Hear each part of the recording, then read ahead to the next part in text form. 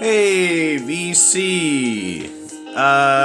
So my name is Tim. This is my video entry for the Eric Weinbender Show Me Your Pinks contest. So, let's just get things started here. On the turntable, we have Frigid Pink from 1970, a band from Detroit. I'm sure a lot of people know about this. But it's some blues psych. It's a really good album. I really enjoy it. I was actually very lucky to get this album for $4 at a St. Vincent de Paul record sale.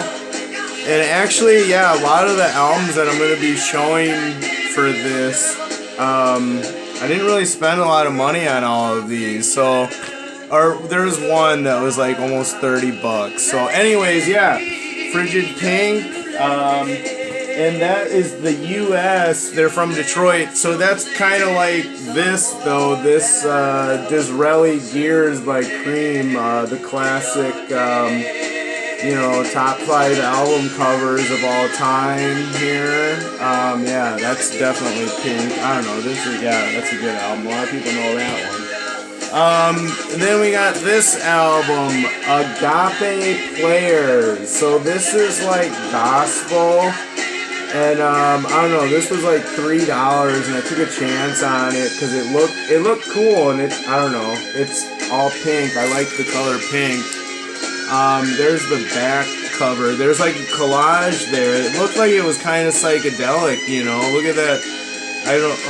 There's kind of a glare, but here there's a picture of their bus. It says heaven, and they're all like pointing to it. I don't know. It looked cool.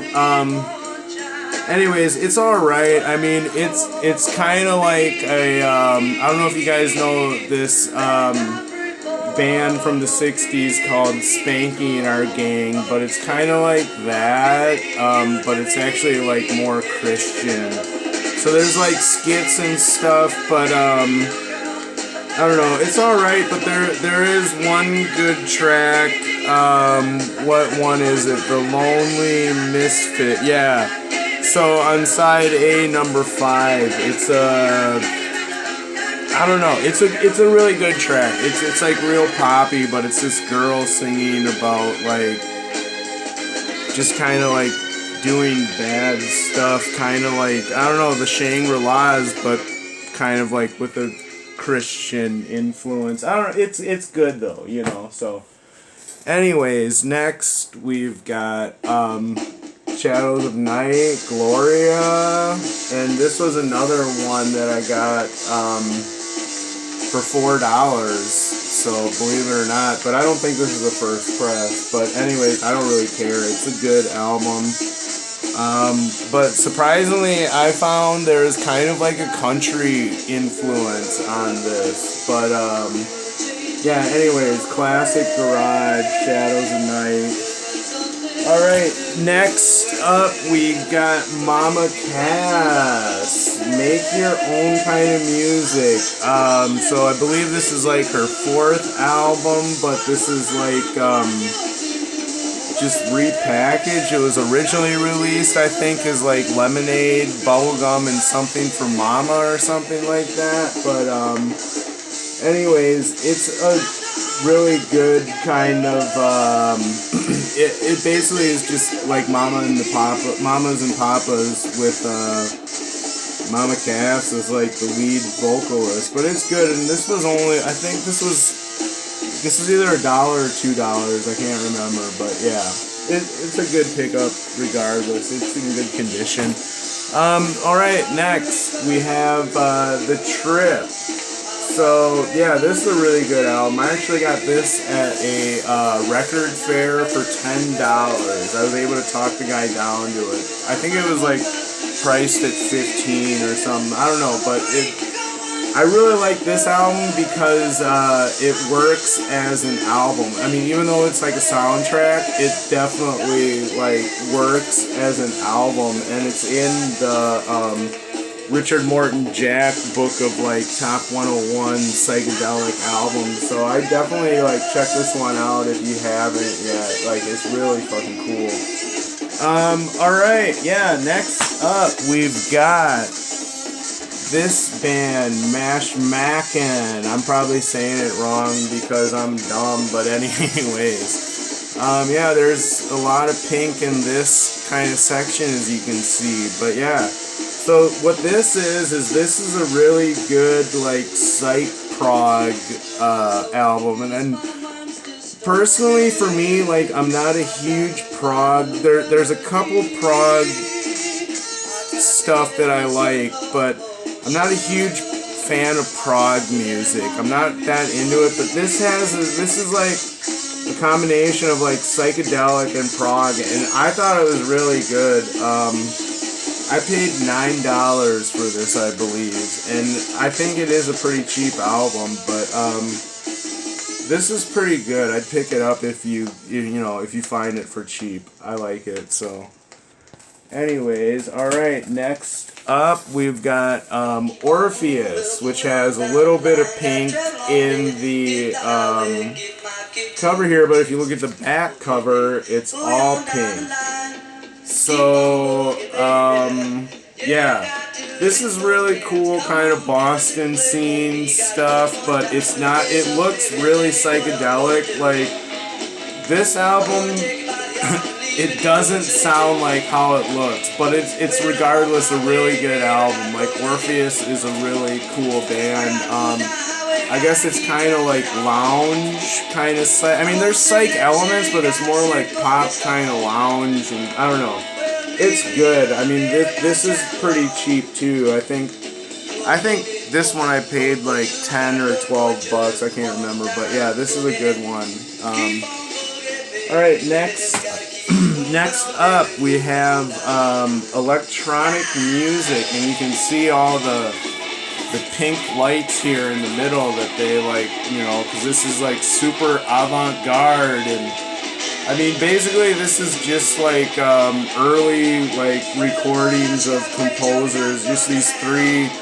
John Cage, I mean, I got this because John Cage is on it, and it's the Fontana mixes. It's basically just like taking a radio, and like turning the dial. It kind of sounds like, I don't know, it's cool because it's John Cage. And the funny thing is I already had a CD with that on it, but this album, I got it actually, well, it was a garage sale, but it wasn't a garage sale because this guy was like a record collector and he was selling his LPs, so he had them like priced kind of like, I think he had this one at 12 and I was able to talk him down to 8, but yeah, those are the composers on here that are doing like electronic experiments, and it's like real experimental, but I mean, I don't know, it's good for what it is. I think it actually, this came out in like 69, I think, I'm not for sure. Let me, see if I have, 1966 it came out, but a lot of this was recorded like earlier than that. Like this one was like 61, and like, yeah. So, I don't know, it's alright. It's good if you're like into avant-garde, but if you don't like that, like, you definitely will not like this album, because there's a lot of like just kind of noise and like, yeah. It's interesting, but like yeah, like I said, if you're not into like avant-garde, you're not gonna like this. So yeah, don't check it out if you're not into avant-garde. Alright, next up, this is avant-garde as well. So we have Malachi, Holy Music on Verb. This one came out in 1967. This is like a super psychedelic album. It definitely looks, psychedelic by the cover, and then you see the back. Here he is, cross-legged, meditating probably, And then this has like the coolest gatefold, like holy cow, look at that, right? And anyways, there's like liner notes right here by Allen Ginsberg, and then this is This guy is an associate professor of anthropology. So wow, he's like, accomplished. Anyways, yeah, this is like this is American. It has a really strong Eastern influence. It's kind of weird because they're playing the Jews harp instrument. And then there's also like a guy playing like some kind of like plucked instrument that might be a guitar, but I don't know for sure. Sometimes it kind of sounds like a guitar, and then it sounds like he's like plucking the strings at the head of the guitar, where it's not on the frets. And I don't know. It's cool, but it's definitely like a late night in summer kind of listen. Like, yeah. Because it's like all instrumental. There's a little bit of chanting, but it's like, yeah, real kind of like atmospheric. And I mean, I don't know. It's good. I'd check it out if you haven't seen this.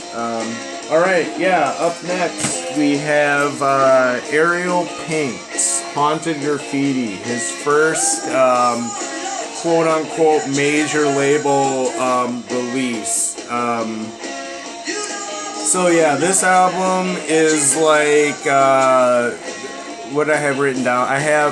It's weird lo-fi 80s new wave disco psych. So yeah, it's a handful, but it's really good. I don't know, I like it. I like a lot of his stuff. This is the only album of his I have right now, but I plan on buying more if I find it. Let's see, this one was I think this was like $18, but yeah, it was used. I think the label is, yeah, there's some pink on the label, and then pink writing, you can barely see it, but yeah, whatever. I don't know, it's a good album. Came out in 2010. It was, I don't know, it's cool. If you're into like indie music from 2010, check that out. Alright, next up, this was the most expensive one on the list, and yeah, it's in the shrink. This was $30. This is the Fallen Angels first album on Roulette. I believe it is a first press of this. I mean, for that much money, it has to be, right? Anyways, this is a really good album. I heard their second one. I see a lot of like blogs and people in the VC talk about the second one is a lot better, but it's weird. Like, the second one is way more expensive, and I'll probably end up getting a reissue of that one, just because I don't know. I'd rather buy a lot more albums than just spend a lot of money on one album. But anyways, this is kind of like an oldies station kind of sounding album. It sounds very familiar. I don't know. I liked it. I listened to the oldies station a lot growing up. So, but anyways, yeah, it's cool. I'd check it out if you haven't. It is expensive though. Just know that. Alright, next up we have some lounge music with Barney Google. So this is on Kuka Records, which has this, I don't understand this. So I'm in Wisconsin, and this is a Wisconsin label from like the 50s and 60s. But if you can kind of see that, there's a guy with a sombrero like sleeping, and that's like their logo, and I don't understand exactly why they'd have that, just because like Wisconsin is like mostly cold during the winter and like super hot during the summer, and it's like, yeah, I mean, I don't know, it's weird. But anyways, so yeah, this is like lounge, and this is recorded at the Hoffman House. So I don't know exactly what if you can see on the back here, there's 3 different Hoffman houses in 3 different locations in 3 different cities. So this one right here, I actually worked at it like a couple years ago, but it wasn't the Hoffman House. It was a totally different restaurant, but it was the same building. So that's kind of an interesting history on this record. but I'm sure it was recorded in the Kuka studios, because this was like a local recording studio where they'd record your album. You'd pay a set price and then record it. And then, yeah, they'd put it out and press it and all that. So, there is some, like, garage. I don't know exactly the bands, but there's some garage from that time period that was put out on this label that are, like, super expensive now. One time I was at a local store, like, a couple months ago, and they had a garage. I can't remember the band, but it was on the Kuka label, and it was garage, and that was like a $40 or $45, so I didn't pull the trigger on that. But yeah, this is like lounge, and it's pretty much just like organ and drums, and it's like, I guess, dinner music, you know, because this guy is like a dinner entertainer. They used to have this. You don't see it as much anymore, but you go to a restaurant. You used to be able to go to a restaurant and they'd have someone playing music, and they still do have it at some places, but it's funny, it's not as popular anymore. I think just probably because music is so easily accessible these days. So, okay, last of the LPs, we got the Kingsman Louie. So I don't know exactly if this is like a proper album. It came out in 1963, but this was like $3, I think. And it's a little beat up, but it's in mono, so it still plays really good. Probably, yeah, you can't. It's really not that scratched up. It's in pretty good condition. But it's on, like, yeah, the Wand label. And, yeah, this is some good classic garage.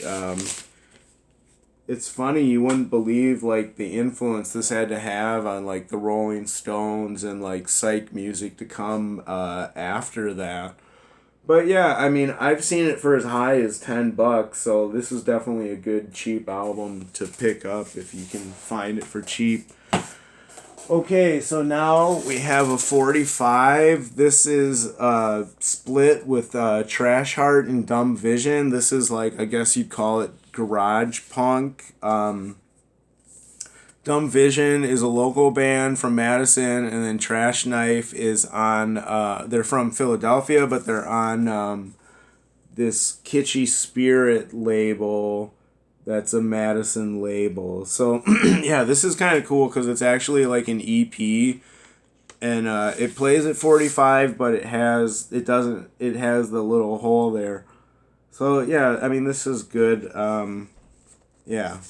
Some cool local stuff. And then last I have my tape that I put out that has a pink cover. This is, yeah, Deaf Lion. This is like this is really weird. It's like experimental. There's a lot of synthesizers. I had a synthesizer on my tablet that I played. I bought like a small Krog synthesizer that was like probably a little bit bigger than this tape that I played, and then I did like field recording, so it's like, I don't know, this is like, yeah, total avant-garde. Like, this is pretty out there. It is on Bandcamp, but I wouldn't recommend checking it out unless you're like really into like weird kind of like avant-garde, because I could see like people like finding this kind of annoying because there's like a lot of drone, a lot of organ, and it's all right. It's cool. I like it because I made it. But yeah, I don't think I don't know. You never know though. But anyways, yeah. So that's my video. I think the contest is cool. Yeah, I look forward to seeing who the winners are. All right. Yeah, we'll talk to you later. Thanks. Bye.